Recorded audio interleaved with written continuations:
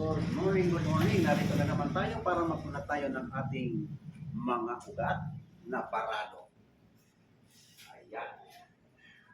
Para pantanggal ng bilbil at pantanggal ng parado ugat ako. Ayan. Ayan. Yung mga mahilig mag-jogging, walang pagkakaibahan, tumakbo ka kahit nasa loob ka lang ng pauran. Katulad nito, nasa loob lang ako ng aking pilyaran. Dito ako tumatakbo hanggang 30 minutes para makunat ang mga ugat at mawala yung bara. Yan. Yan.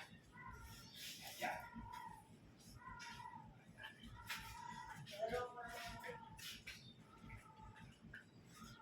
Ngayon sa ating pagja-jogging tuwing umaga, makikita natin yung ating sariling katawan natin kung anong pinagbago.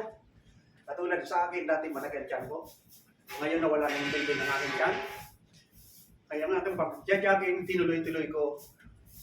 Magbuhat ng lumaki ang tiyan ko, nag-jogging ako from hanggang ngayon, may isang buwan na. Ngayon ko lang naisipan na aking ginagawa na ipakita sa inyo katulad ng mga kaidaran ko para matanggal ang inyong bilbil at mawala yung mga bara sa ugat.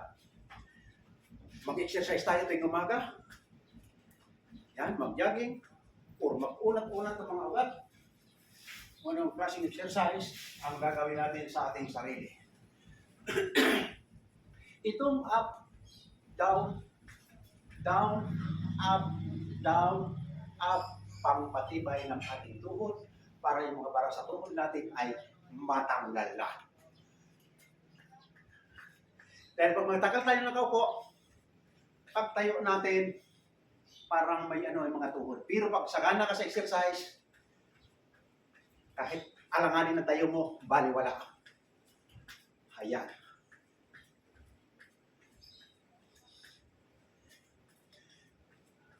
Sinabay ko rin ito kasi sa aking medical din, sinabi ng ating doktor, kailangan mag-exercise ka dahil ang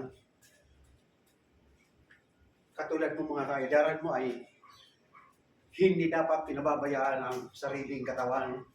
Kailangan may exercise para hindi lalaki ang tiyan at laging malakas ang pangangatawan.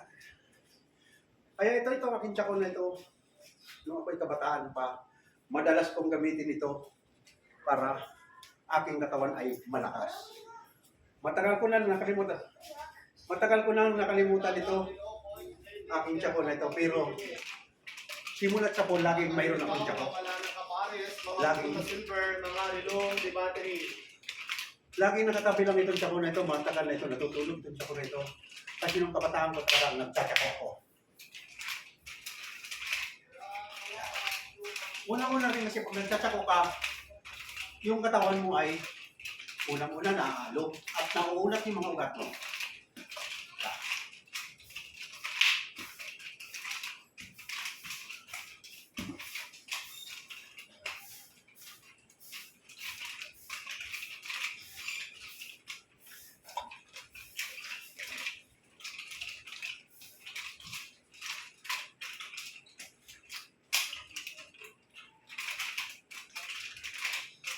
Yan. Pag nagtsako ka, mabilis na uminit ang katawan mo. Kasi alog. Naalog yung katawan mo. Madaling labasan ng pawis. Kaya ito hindi ko nawawalit sa pag-exercise ko. Kahit nung ako'y nasa abroad, may tsako ako doon. Itong ginagamit ko. Kaya matagal ako sa kusina. Almost 13 years ako sa Saudi. Hindi lumaki ang aking tiyan dahil sa aking exercise, ginagamit ko tsako. Habang nag-exhibition ka ng ganito, ang katawan mo ay naaalog at umiikot ka.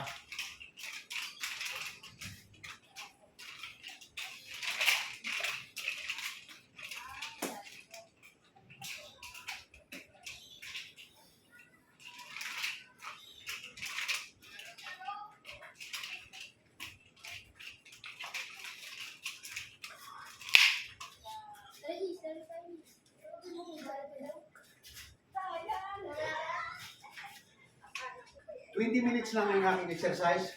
20 minutes o 30 minutes. Tomorrow pa ang ating bilyar tutorial, ha? Wala tayo ngayon. Nag-i-exercise si Ma'am Leo. Nagbablog si Mang Leo. Oh. Huwag kayo mag-istorbo. Ayan. Halos. Kanina pa hindi pa ako nagsimula mag-vlog, tumakbo na ako. Tumakbo na ako mga 10 minutes, iikot ako rito sa aking bilyara.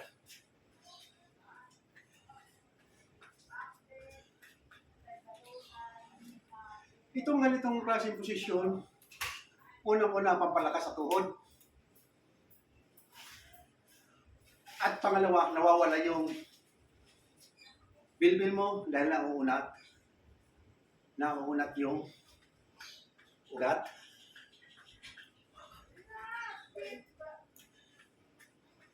Yan.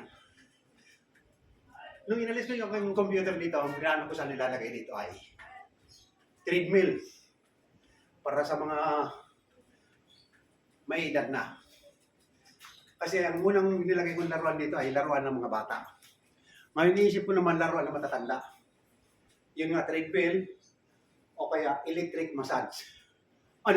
Chair massage pala. Oo. Kaya hindi ko kayang kumpresyo. Yung treadmill, umabot ng 300,000. Yung heavy duty mayroon na portable na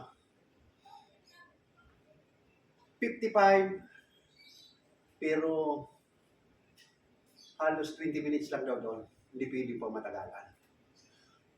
Yung upuan naman na chair massage, malaki lalo. Kulang-kulang 500,000. Kaya nawala. Ito sana ng space na ito. Kung may upuan nito, plano ko dito ko ilagay. Ngayon dahil hindi ko kaya, ganun kalaking halaga. Ito, magtsaka na lang tayo ng manual exercise. Pwede naman tayo mag-exercise ng kung anong nalalaman natin sa ating sarili. Pwede natin ilabas ang ating exercise para maalagaan natin ang sariling katawan. Kahit tumakbo ka naman ng tumakbo na hindi ka lalayo, yan kasi ang pinaplano ko sa aking treadmill. Uurasan mo lang kung ilang minutes ka na tumakbo.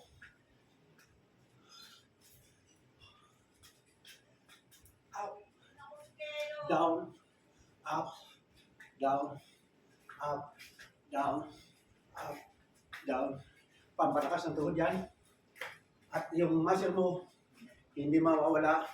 Laging masigla ang pangangatawan mo kung saka ka sa exercise.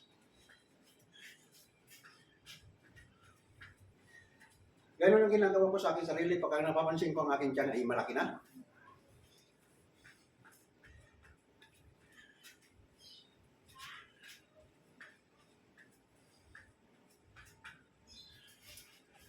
Ayan. Hanggang sa lumabas ang pawis mo, huwag mong tigilan ang takbo mo. Galawin mo ng galawin ang katawan mo para lumabas ang pawis sa katawan mo at maging masigla ang kilos mo sa buong maghapon. Pag hindi ka nag-exercise, lagi ka nakaupo, tamad na tamad ka kumilos. Pero pag sagalan ka sa exercise, kahit anong gawain ay hindi mo pinoproblema at kayang-kaya mong gawin.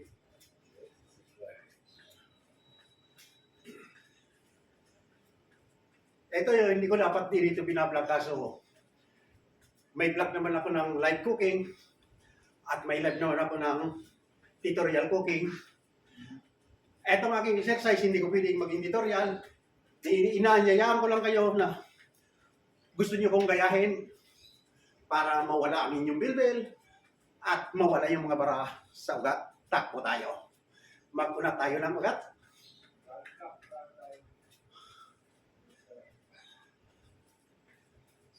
Ayan. Yung ganitong naka-forward ka ng ganito, nabanggit mo kahapon, huwag mong pipilitin, abutin mo yung kamay mo at sasakit dito yung mga ugat mo dyan. kinabukasan halos hindi ka makalakad. Yung kaya mo lang, yun lang gawin mo. Yan. Kahit na 5 times lang. 1, 2, 3, 4, 5. Yung kaya mo lang. Pag kaya mo nang abutin at ano na, hindi na masakit dito. Kasi yung mga ugat mo dito nakunat sa pagitan ng hita. Kaya, 1, 2, 3, 4, 5. Ayan. Dito sumasakit yan. Ngayon, i-improve mo araw-araw. Kung nabot mo hanggang dito sa lampas tuhod, sa sunod naman ilabas, hanggang sa mabot mo yung daliri mo sa paa. Na naka-straight body ka.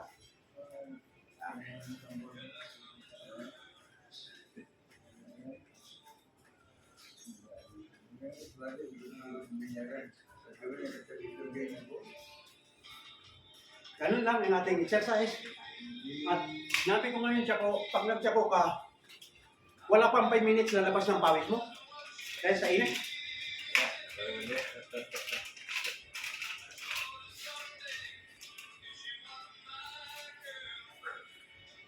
Mainit ka pala, mainit.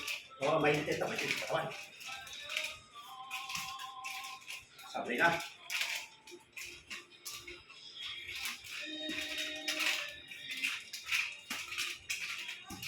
Dati nun, nakukuha ko pa dito. Ilalim. Lalim. At likod. Wala na. Matagal na naman yung tako ko dito. Oo. Dito sa likod, nakukuha yan.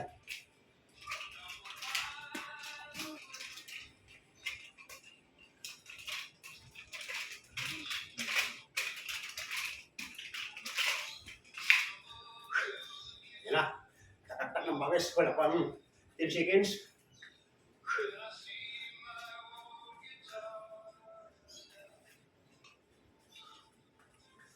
Kailangan ituloy-tuloy mo hanggang sa pawisan ka. Pag nakalabas na yung pawis mo ngayon, masignan ang katawan mo.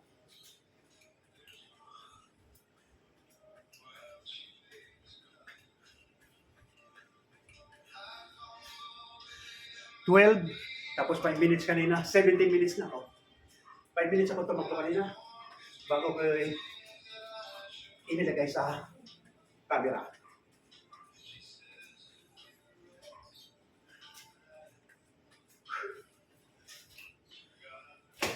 Yung ulat mo naman ang ganito, yung mga muscle mo naman sa katawan, huwag mo persahin kasi masakit yan dito. Yan. Yan. Kahit 5 times lang. Ikot-ikot mo ang katawan mo.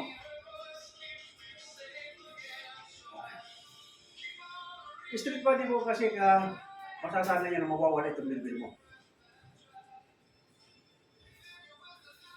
Yan.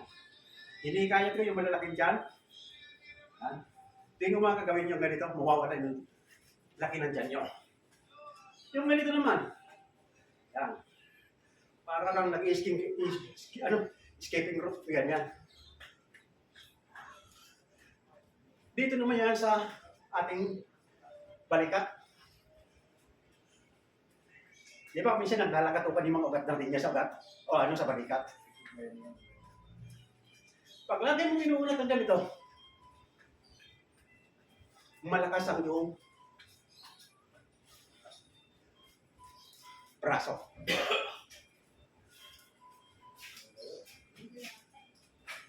Ayan. 5 minutes pa. 5 minutes pa. Eksaktuhin ko lang 20 minutes. 25 minutes pala.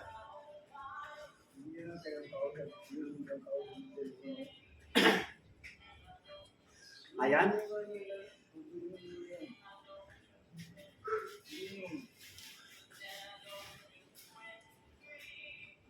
May nahulog dito mula dito gumakato. Yun, nakatayo ka naman ng ganito. Down. Up. Down. Up. Ito naman yung ating spinal cord.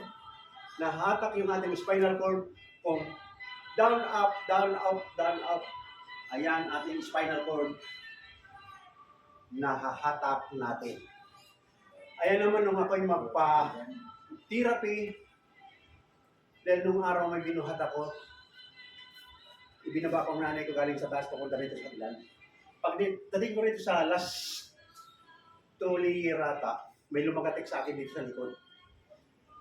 Pangalawang araw, hindi halos hindi ako makalakad. Pumunta ako sa Perpetual at nagpa-check ako. Ang binigay sa akin ng doktor ay therapy. Kaya doon kung natutunan itong ating spinal cord, huwag natin pabayaan na hindi maunat. Ganyan. Down. Up. Down. Up. Yun ang binigay sa akin ng instructor ng therapy sa Perpetual. Tapos yung hita, nakahiga ka, hahatak-hatakin mo. Pero sa akin, hindi pa ko naman style, tinuro niya sa akin. Pero itong down, up, believe ako. Tama. Pag hindi ka sanay, binigla mo ng baba na ganyan, masakit dito sa gulgod. Yung spinal cord natin, masakit. Kaya hindi mo bibigay. Kung hanggang saan ang kaya mo, yun ka lang. Doon ka lang. Huwag mo pipilitin. Yan ang turo din sa akin nung nagtitherapy. Kung hanggang saan kaya, doon ka lang. Basta araw-araw improve mo, kinabukasan, kung nakarating ka rin sa lampas tuhod, ilampas mo ulit. Hanggang sa marating mo yung gusto mo, marating sa baba. Yan. Kasi pag pinilit mo yan dito, pag hinto mo, parang hindi ka makalakad. Masakit. Parehas doon dito sa kita. Yun ang natin. Kaya kailangan, yung takbo mo, yung iba nakikita ko nagja-jogging, malayo mga nararating pero pagpabalik, hingal na sila, tamad na. Sa akin, kahit isang pwesto lang sa akin, nakakarasa ko ng exercise ko kahit na abutin pa ko isang oras, nandito lang ako, hindi ko lalayan. Marami kong nagagawang exercise. Ayan. Sabi ko nga sa inyo, yung pagganito, yung paghahagis mo ng kamay, yan, pampalakas ng dibdib, at pangtanggal barasang ugat. Yan. Yan. Pag hindi mo masigla yung pangangatawan mo. Ito, last. Ayan. Ito kasi pag ako'y nag-i-attack sa chat ako, mabilis ang pawis ko rito.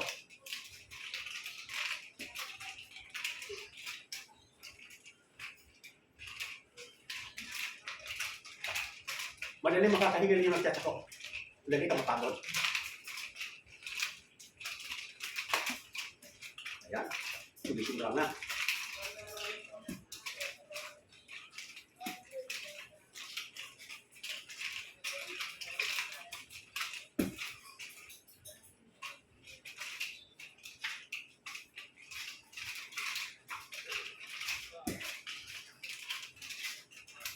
Okay, naka-rouse na ako ng 25 minutes ngayong umaga. Araw-araw hindi ako pumapalya, pero natutuwa ako at nawala na yung bilbil ko, nawala na yung tiyan ko, at malakas uli ang aking pangangatawan. Ayan.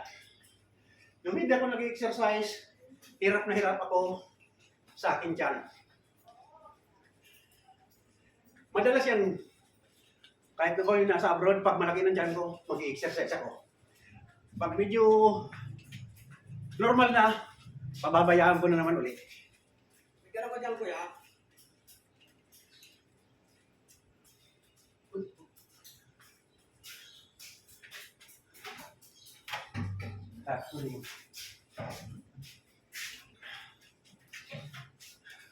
Eksakto ko lang ng 25 minutes ang aking exercise para sulit.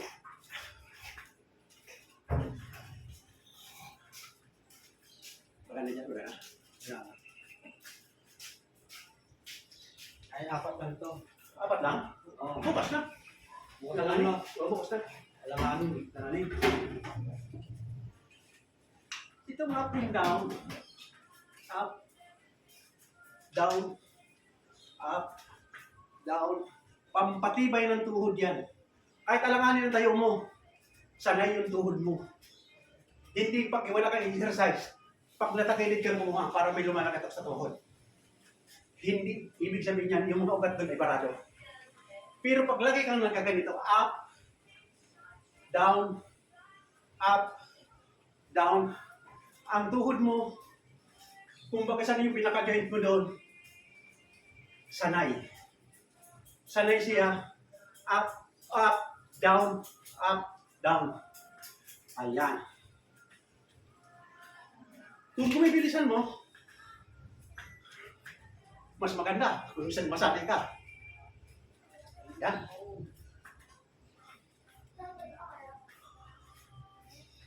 Pero okay na. Mayroon na akong 21 minutes. 21 minutes plus 5 minutes kanina hindi kasali. Pumapatak na ako ng 26 minutes. One more. Dito kasi malakas ang pawis dito. Naalog yung katawan mo.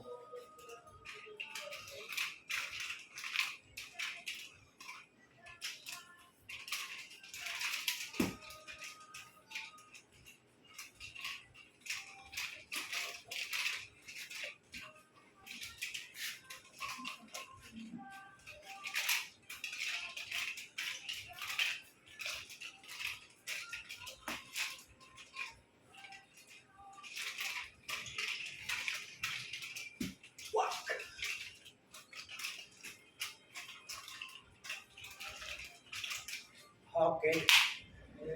Okay na yun. Okay. Bukas ulit.